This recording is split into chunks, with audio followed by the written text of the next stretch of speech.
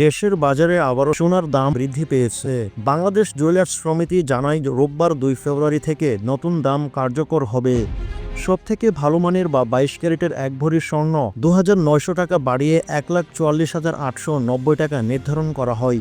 এটি দেশের ইতিহাসে সর্বোচ্চ সোনার দাম। এর আগে গত ১৬, ২৩ ও ৩০ জানুয়ারি সোনার দাম বৃদ্ধি করা হয় এবং এই নতুন দাম বৃদ্ধির সিদ্ধান্ত গত ১ ফেব্রুয়ারি শনিবার budget standing committee on pricing and price monitoring কমিটির বৈঠকে নেওয়া হয়। নতুন দাম অনুযায়ী ২২ ক্যারেটের ১ ভরি সোনার দাম ১,৪৪,৮৯০ টাকায় পৌঁছায়, যা পূর্ববর্তী সর্বোচ্চ মূল্য ১,৪৩,৫২৬ টাকার চেয়ে কিছুটা বেশি। এছাড়া সোনার দাম বৃদ্ধির পরেও রূপার দাম অপরিবর্তিত রয়েছে। ২২ ক্যারেটের ১ ভরি রূপার দাম ২,৫৭৮ টাকা, ২১ ক্যারেটের ১ ভরি রূপার দাম ২,৪৪৯ টাকা আর ১৮ ক্যারেট ১ ভরি রূপার দাম ২,১১১ টাকা।